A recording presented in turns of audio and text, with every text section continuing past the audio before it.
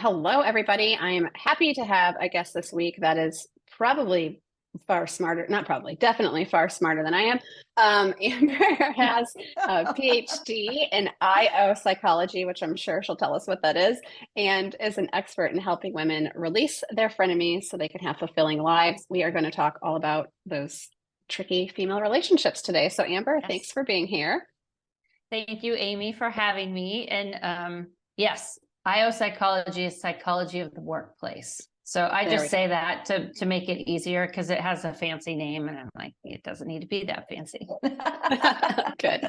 Well, I'd love for you to just start off by telling us like what female rivalry is. I'm sure as females we probably have an idea, but I'm sure you'll tell Yes. us a little bit more specifically what that is. And then how you kind of got into this space of helping women, organizations, companies identify, get over those issues in a workplace.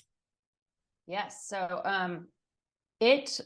I've made up my own definition because there's really not just one out there that describes it. So I will read it. And my definition is female rivalry is one woman minimizing another woman so they both feel small, smaller than they really are. Female rivalry hurts individuals, teams. And so I often get the question, well, I can see how it makes one woman feel small, but why make both women feel small? And my answer to that is you have to feel small within yourself if you're able to tear somebody else down. So it ends up that both women feel small. So I stumbled on this topic, actually. I had to write for my dissertation about a problem I saw occurring in the work environment. And I was at a well-known client and I saw this happening, and I saw good women walking, and I also saw bad behaviors being rewarded because the person that was instigating the behavior was staying. And so it disrupted the culture. So I was very interested. So I started interviewing women. And then once all that was done and I was done with my schoolwork, I realized this just doesn't happen at work. This happens at home.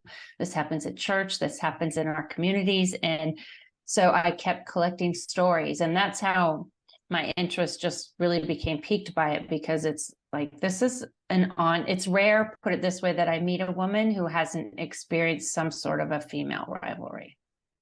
Yeah, I can completely see that. And as I was kind of preparing for this, I was thinking, have I experienced this? And thankfully, I mean, in my field, in the Navy, like it's a male-dominated field.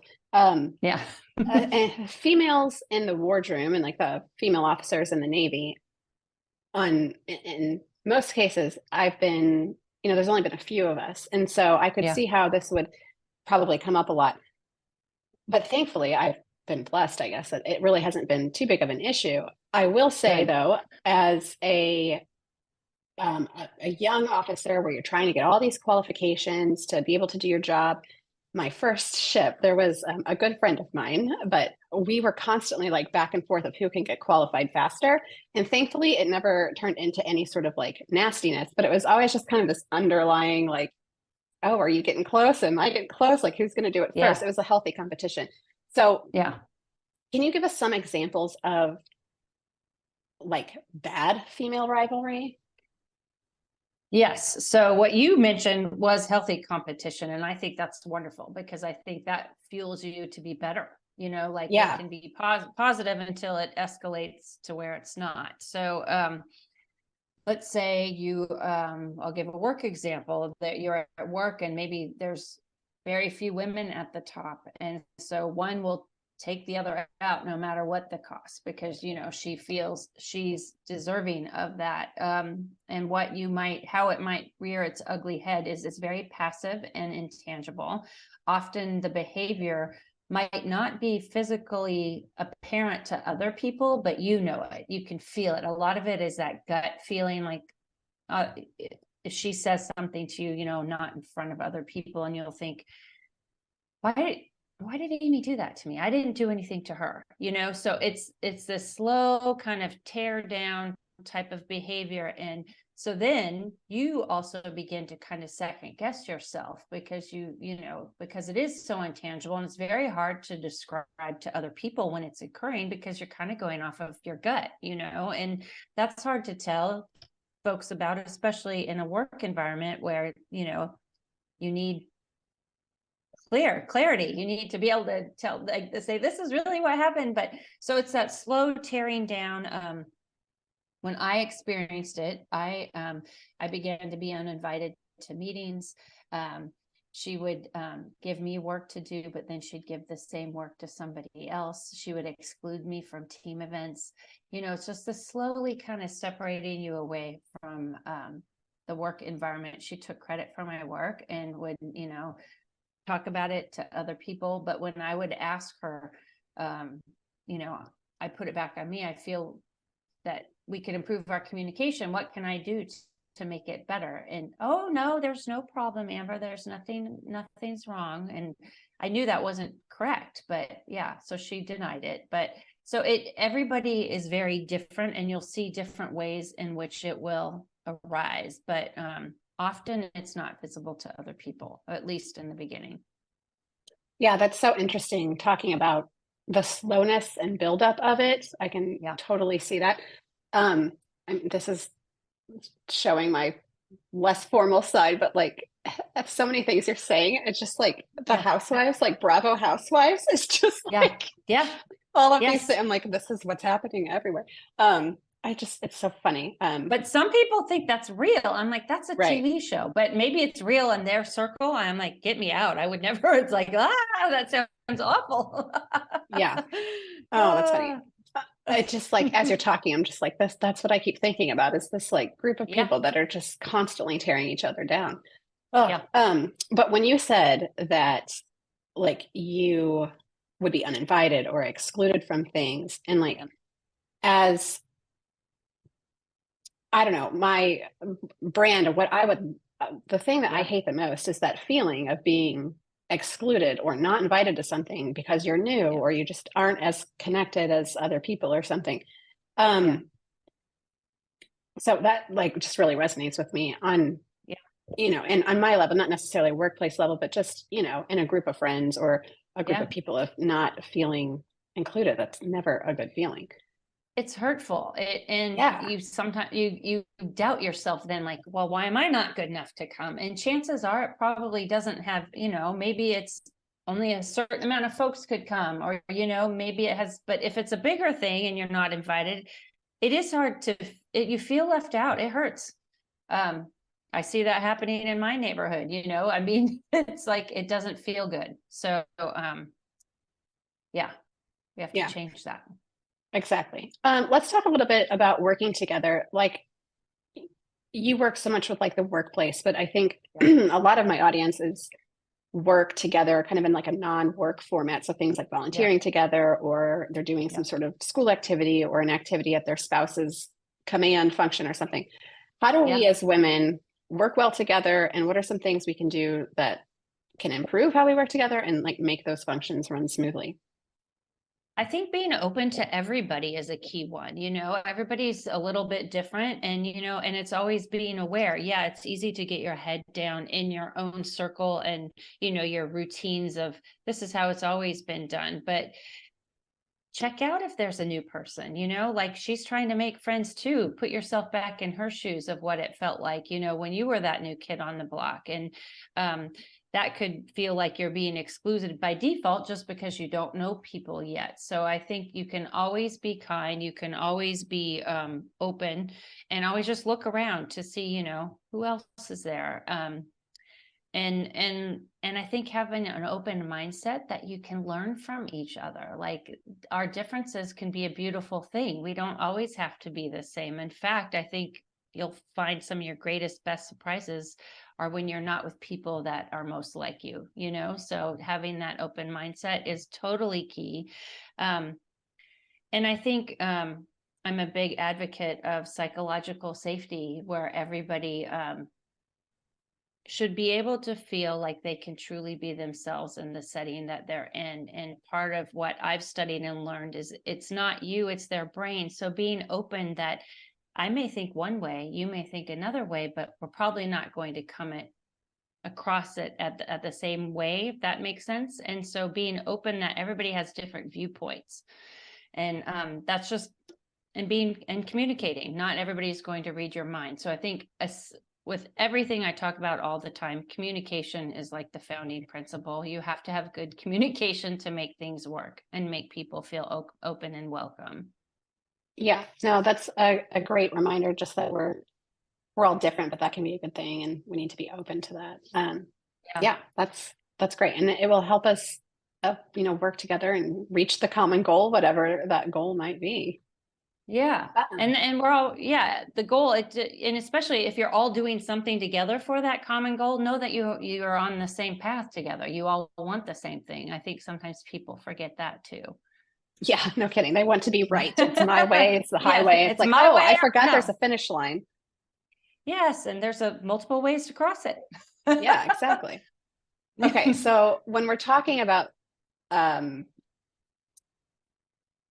communicating with our friends, being open with them, uh, especially communicating, like when we're new, we're trying to Yeah. make friends as a woman Yeah. or other female friends. What should we be asking? What should we be talking about to make sure their values align with ours, and this could be my person, or I could fit into Yeah. this group?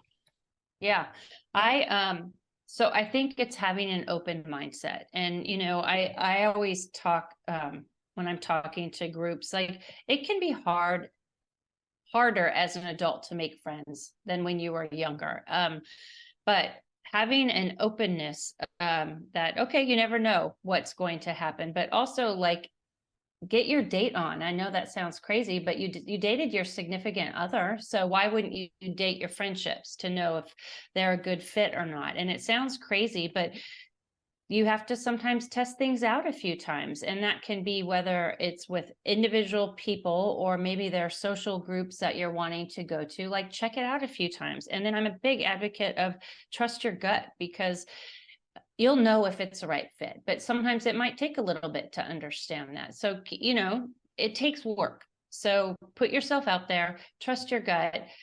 I kind of dated one of my best friends, and it was so crazy. We had both moved to Richmond, Virginia, and she had a really cute short haircut. My hair was short, and I'm like, gosh, I love your haircut. And we were at this restaurant. Well, she's like, I love yours. We kept chatting. We realized we both were new in town. We ended up going to lunch like 2 weeks later. And I remember I was so nervous. I was like, oh my God, I feel like I'm going on a date. Like, this is crazy. But she's one of my best friends. I've now known her for like over 10 years. And it's just be open to new things. You just don't know who you're talking to and where they're also coming from. And so going back to another aspect is just being inclusive, because you're right. I tell my daughter, you can always be kind. You're not going to be BFFs with everybody, but hey, there might be that one person that you never know. They might move up to the front of the line and end up being your BFF. So just be open to different situations. I love that a whole friendship started based off of a haircut. That's just I know. so fun. And it just goes to show that it doesn't have to be super serious or super formal or whatever. You can just compliment somebody on something, and it can grow into something amazing. Well, and the thing is, I had no clue when I complimented her on her haircut, or she did me first. I don't know. Like, I had no clue she was also new. We just were both being chatty. So you're right. It was a very casual, fun moment. And now, my gosh, I feel like I've known her forever. So Yeah, that's awesome. So in Mhm. those friendships, how can we empower each other?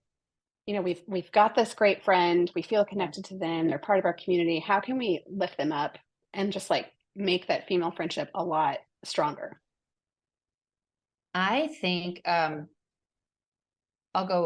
reverse answer this a little bit. So one of my favorite quotes is, women who love themselves love other women. And so Mm. you have to love yourself to have good friendships. I'm a firm believer of that, because if you don't like who you are, it's going to be difficult to have other lasting relationships.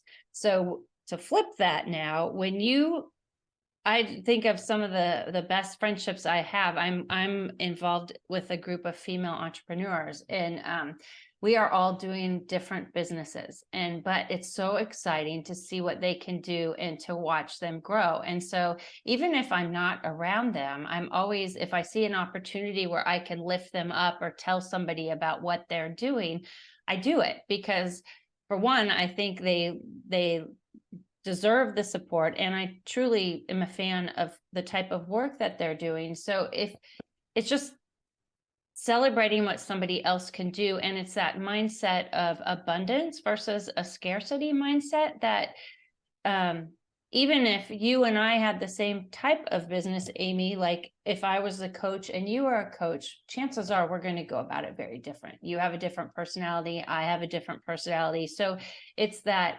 mindset that what you're doing is not going to take away from what I also have to offer. And in that, you can support each other. And I think when you put it out there, it comes back to you. I just am a believer of lifting other people up. And so and if you also, if she's not at the table with you, you're speaking highly of her. If you hear somebody not saying such nice things, then shut it down. So just know that you have their back and they have yours.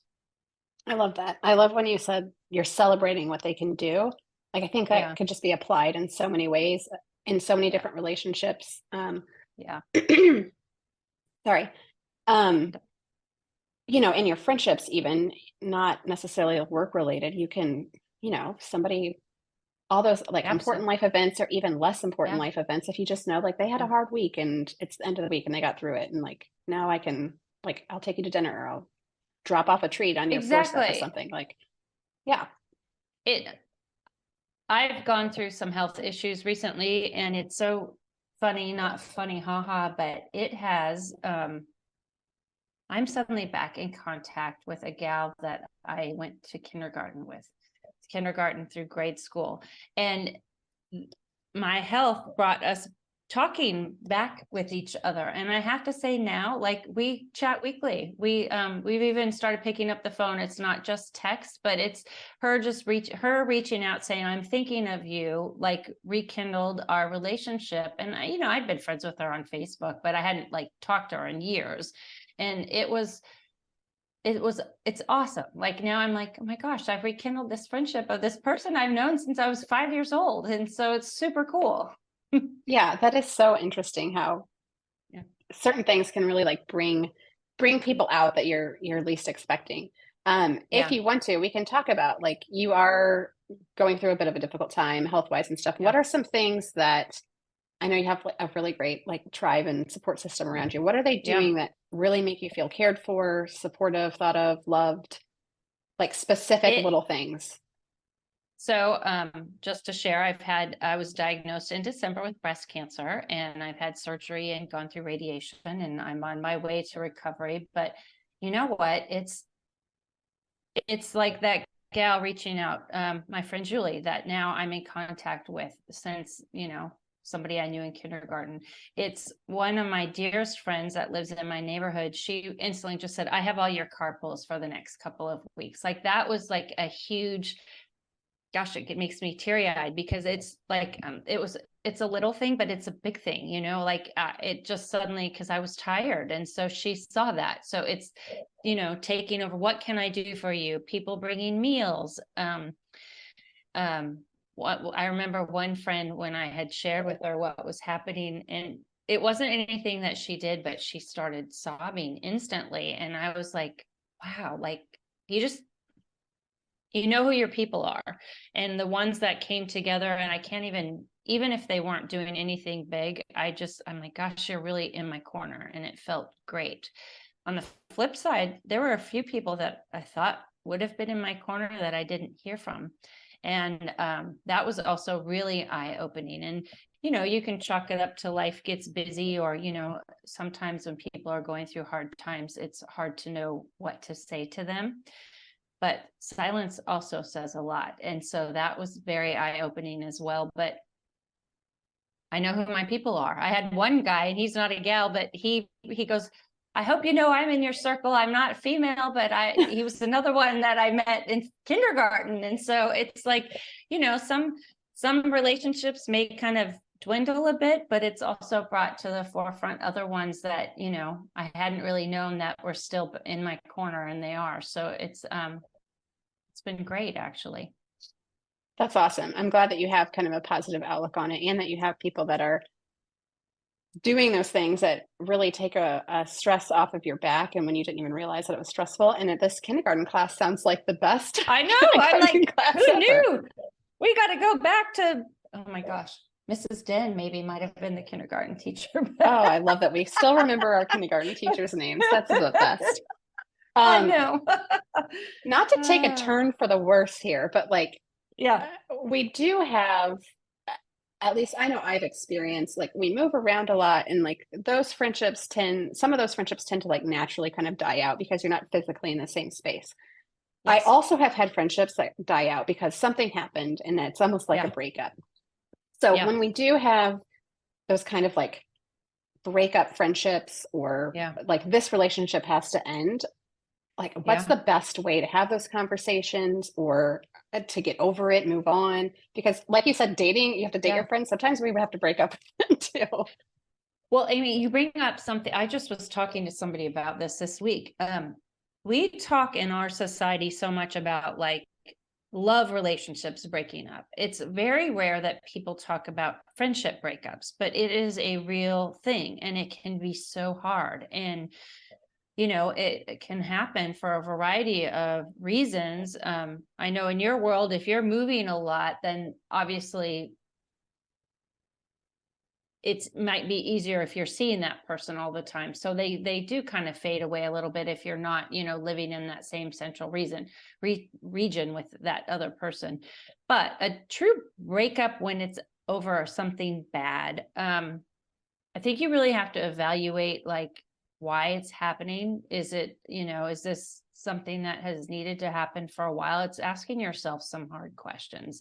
If you always felt like you were walking on eggshells around that person, was that truly the same type, a good relationship where you were giving what you were receiving? And I'm not saying that you go into a relationship thinking that you give to receive, if that makes sense, but it has to be reciprocal. And so if you don't feel like she has your back, then why are you still in it? And so I think sometimes if you really take a hard look at what that friendship is, and if you want to save it, then it's worth bringing it up.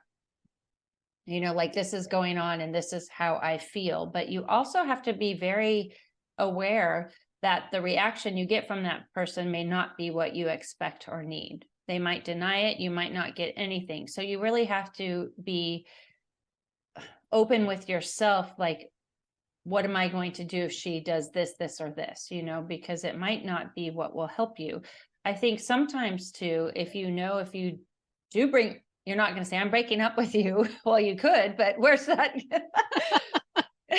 You know, and it might just be that you kind of slowly just pull away. Maybe over time, you're not going to have coffee as much, or you're not meeting every day for a walk. And maybe your schedule becomes a little bit busier. So you're kind of backing up a little bit.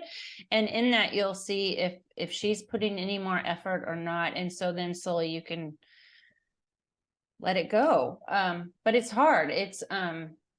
It's very hard to let go, especially if that person was somebody that you were really, you know, close with or means a lot to you. It can be sad. It can be very sad, but sometimes, you know, relationships ebb and flow. All of them do. So it's rare when you're with this tight group of friends for years and years and years, and it's the same group. Yeah, definitely. I love that you said just kind of back yourself away. and then Back see up if, a little. and then see if it's, you know, if they tend to, you know, come forward or anything like that. And then I think that maybe gives you your answer. Yes. Let's say you are kind of backing out of a friendship or a relationship with someone, and you don't feel like you have gotten any sort of closure. What is a way to get that closure when maybe they aren't willing to like help you with that? I think you have to just, you have to find peace with it in yourself if you're not going to get it from that person. And that's hard to do. But I think I'm a big fan of writing things down. Like, what were the pros of this relationship? What were the cons? What did I get out of from it? What did I not? And then like, look at your list.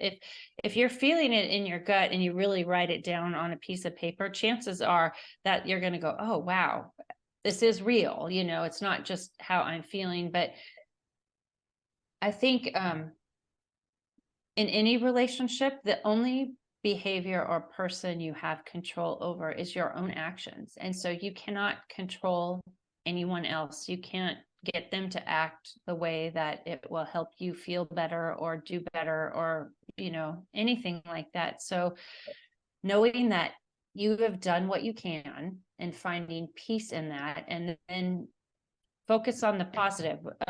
You know, this might be over or it might be subsiding, but this is what I've gained from it. Or if you need to look elsewhere, this is the negative of that. This is why I'm not staying, you know, like which one is going to fuel the fire a little bit more. But yeah, sometimes you might not hear anything from that person. And it goes back to, well, silence is the answer. They know you're there. And if they want to say something, they will.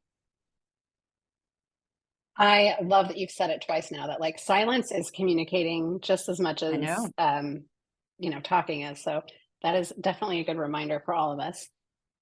Okay. It's a hard one though. Yeah, it's so hard because you're like, I want an answer. Yeah, exactly. Like, I've said so much, you've said nothing. What's happening? You need to talk to me. Yeah. Yeah, that's so funny. Okay, back to the positive side of things. Yes.